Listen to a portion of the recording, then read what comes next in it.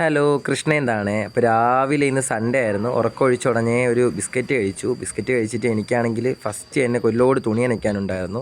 അങ്ങനെ തുണിയൊക്കെ നനച്ചു, അതൊക്കെ വിരിച്ചതിന് ശേഷം പിന്നെ കുളിച്ചതിന് ശേഷം ഇന്ന് നമ്മുടെ വീട്ടിലുള്ള അമ്പലത്തിൽ ഉത്സവമാണ്. അപ്പോൾ അങ്ങോട്ട് പോകാനായിട്ട് ഇറങ്ങി. അപ്പോൾ ഞാൻ സൺസ്ക്രീനൊക്കെ ഇട്ട് റോളോനൊക്കെ തേച്ച് ഒരു സ്ലീവ്ലെസ്സിൻ്റെ ടീഷർട്ടൊക്കെ ഇട്ട് റെഡിയായി. പിന്നെ തലയൊക്കെ കോതി ആസ് യൂഷ്വൽ ലിപ് ബാം അങ്ങനെയൊക്കെ ഇട്ട് സ്പ്രേ ഒക്കെ അടിച്ചു. എല്ലാം കഴിഞ്ഞിട്ട് ഞാൻ വീട്ടിൽ നിന്ന് ഇറങ്ങി നേരെ അക്കരോട്ട് പോകാനുള്ള പരിപാടിയാണ്. അത് കഴിഞ്ഞ് അക്കരയാണല്ലോ എൻ്റെ അമ്പലം, അവിടെയാണ് ഉത്സവം നടക്കുന്നത്. അങ്ങനെ വാതിലൊക്കെ പൂട്ടി ബൈക്കിലാണ് പോണത്. അപ്പം ഉച്ച ആയതുകൊണ്ട് തന്നെ ചിലപ്പോൾ അമ്പലത്തിൽ ഇപ്പം അങ്ങോട്ട് പോകുമ്പോൾ പാട്ടൊന്നും കിട്ടിച്ചില്ലായിരിക്കും. ഇനി വൈകുന്നേരം അമ്പലത്തിൽ ഇന്ന് എനിക്ക് അനുമോദൽ ചടങ്ങൊക്കെ ഉണ്ട്. മൈമിനും സ്കിറ്റിനും ഡ്രാമയ്ക്കൊക്കെ പ്രൈസ് അടിച്ചതിൻ്റെ.